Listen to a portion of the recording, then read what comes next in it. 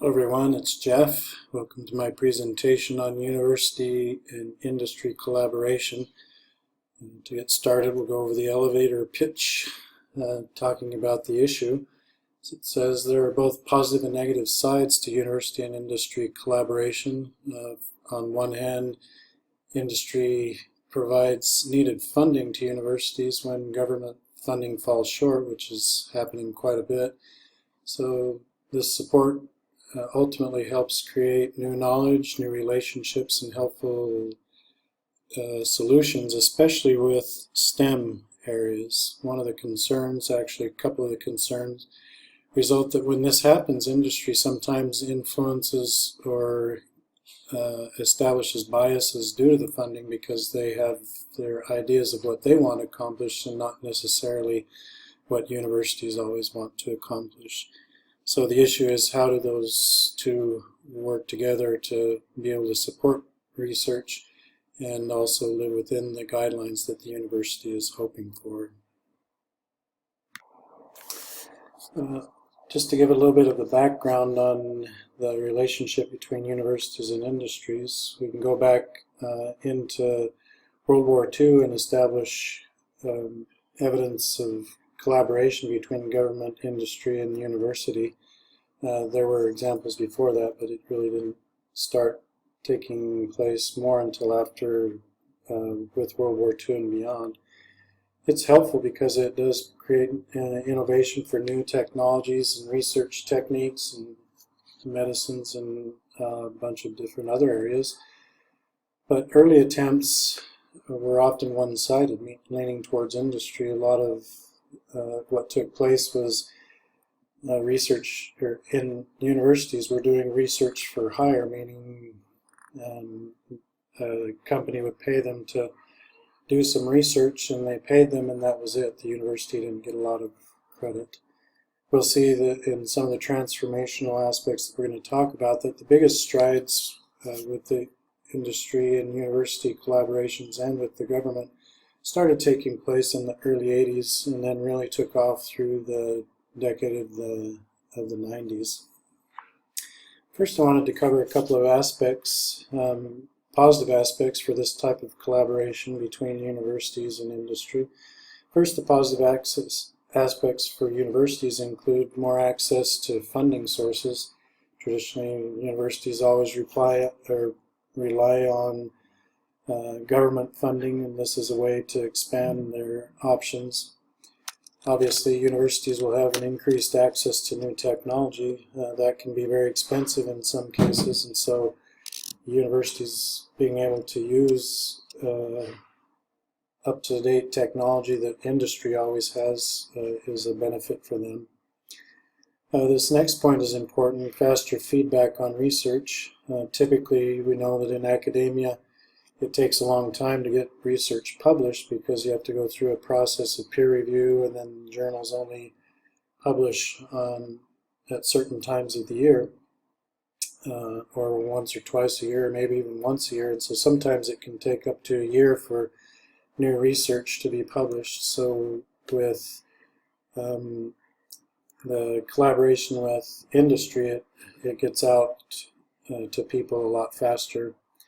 And the final one of the other positives is that for those universities that have had funding in the past, they're able to see an enhanced status for competing for future funding because it gives them better clout, kind of like having experience for any type of a job. Some of the positive aspects for the industry is that they have an increased access to the established knowledge base. Kind of all of these three go together, so I'll just mention them all now and talk about them. They have access to world-class academics and researchers, and access to highly skilled researchers and researchers in training, because so many of the bright minds are at the universities instead of in industry, and so industry can tap into that resource and help it have a positive influence on them. So one of the chief transformational moments in this issue of university and industry collaboration came about with the passing of the Small Business Innovation Development Act of 1982.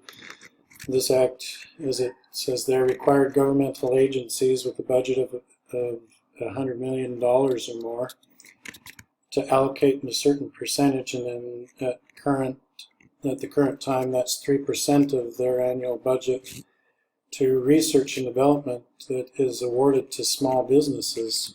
The idea being that they're going to infuse money into small businesses to carry out this cutting-edge research and stimulate the economy and improve situations for everyone. Here's a list of the different, the 11 agencies in the government that have the budget that's stipulated by the Act. 11 departments you can see representing a number of different agencies. Interestingly enough, most of them have to do with medicine, health and services, and the STEM fields. There is funding for Department of Education, but not much for anything else. The objectives of the Small Business Innovation Development Act included stimulating innovation, using the small business to meet federal research and development needs. That way they wouldn't have to rely on the governmental agencies themselves to take care of this kind of research. Also, one of the specific goals of the Act was to foster and encourage participation by minority and disadvantaged persons in technological innovation. When the Act was originally written, it specified a certain percentage of all the funding that needed to go to women-led businesses and minority-led businesses. And that's only increased as years have gone by and the Act has been renewed and percentages of budgets have been increased. And finally, the objective was to increase private sector commercialization based on the innovations that were derived from this research and development. So what did this mean for higher education? What it means is that, well, backtrack a little bit. What it meant was that some transformational leaders in higher ed took advantage of this and jumped all over it and started creating their own small businesses, small companies that were attached to universities or part of universities that could then begin to generate revenue. And they did that by taking out patents on their research for things that they invented or came up with. And as they sold those patents, they began to receive royalties and other types of payment. And so they were generating their own income back into their own coffers, and they could use that to fund future research. As it says there, some faculty became self-funding.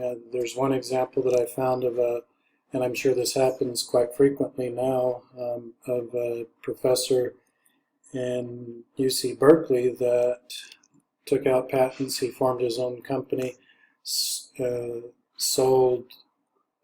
rights to patents and other things, received income back, and used that money solely to put back into his own research. So he became self-funding. And we have examples of that here at NMSU.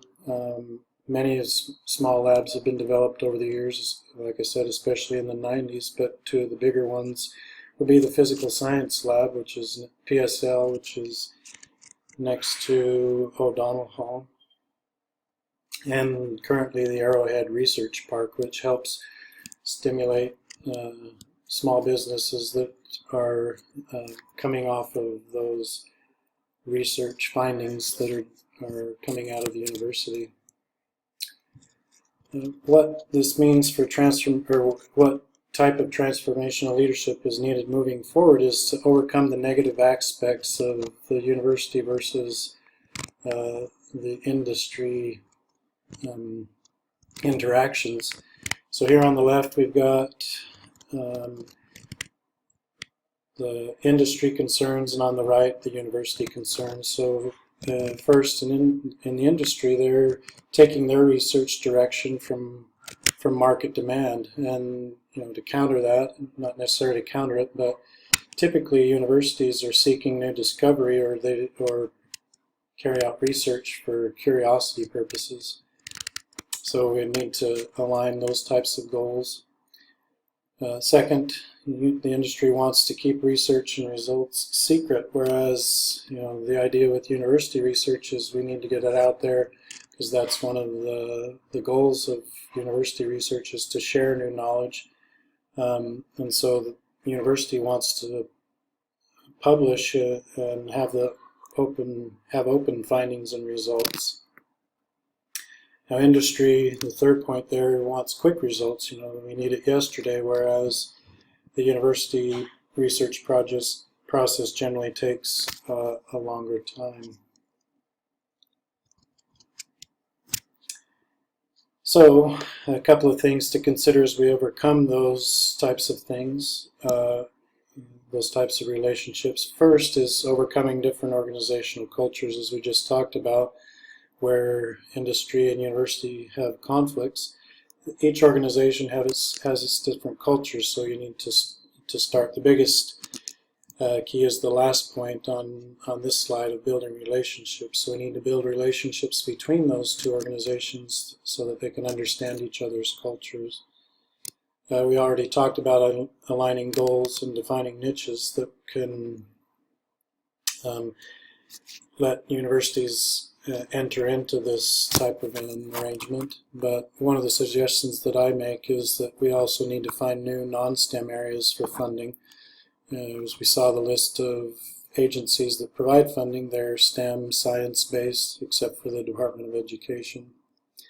One of the tricks is that there is no ideal blueprint for this type of model of relationships between companies, because not every university is alike. So not what works for NMSU may not work for Arizona State or even UNM, because we're different types of universities that are carrying out different types of research, though we can learn from the things that others have already done. Which means that a transformational leader would need to be flexible and adaptable to the different kinds of situations. It may even vary within the university itself, from one department to another.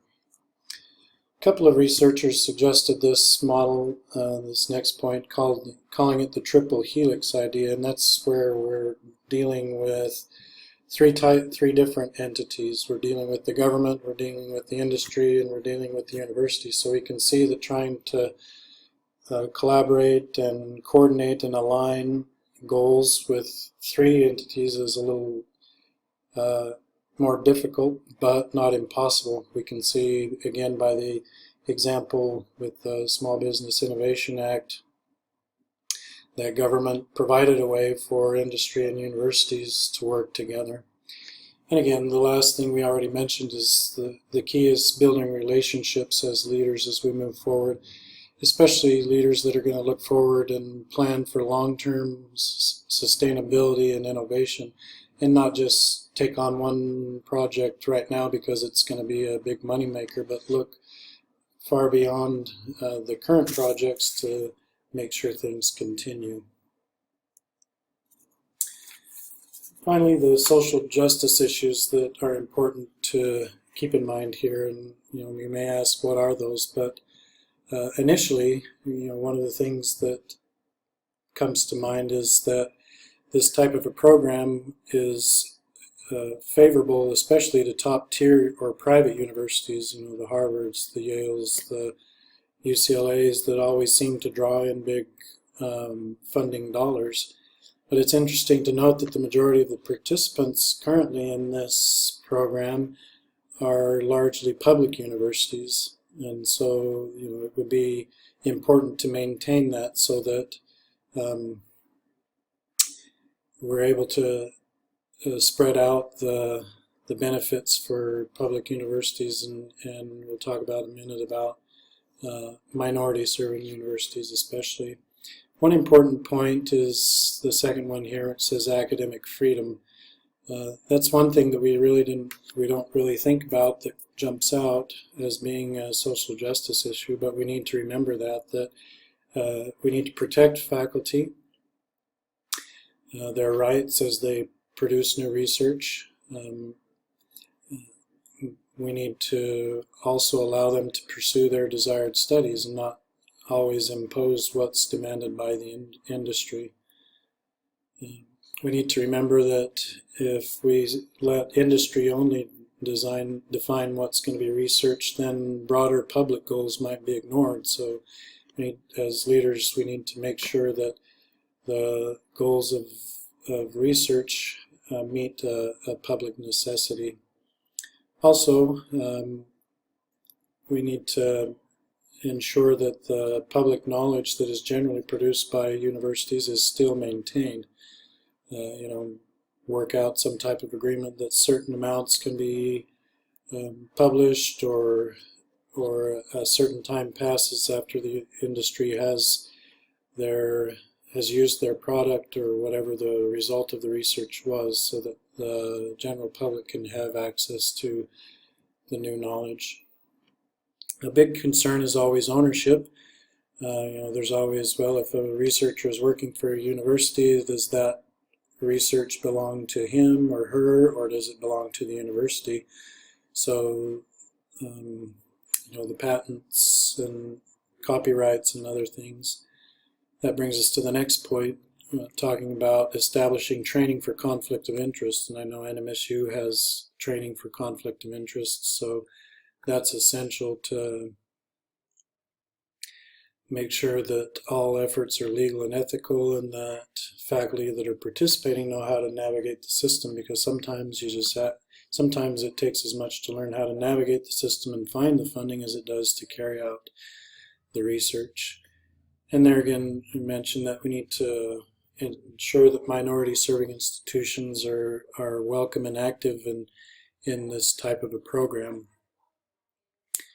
And lastly, to expand opportunities for non-STEM and non-medical areas of research, like the arts and the humanities, social work, education, different fields that aren't traditionally considered as part of the research giants.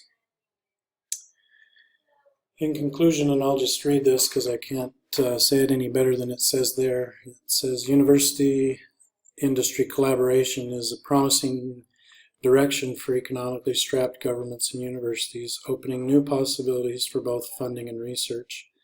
Transformational leaders need to establish interactive relationships in the triple helix model of government, university, and industry to ensure that common goals are set, aligned, improved, and ultimately attained. Above all, social justice issues need to be at the forefront of these efforts to ensure new areas of opportunity, protection for faculty, expanding into new areas of research, and improving outreach to underserved institutions. Summarizing, I think it's a great opportunity for universities to collaborate with industry as long as these ideas are kept in mind. And finally, the references that are there. The first one is our text for this class, and there is some good information there. One text I didn't talk about, except for the building relationships part, was the Santa Maria and Santa Maria text that we have also for our class, where it talks about the need for building relationships as we become transformational leaders, and that's especially important. All right, thanks.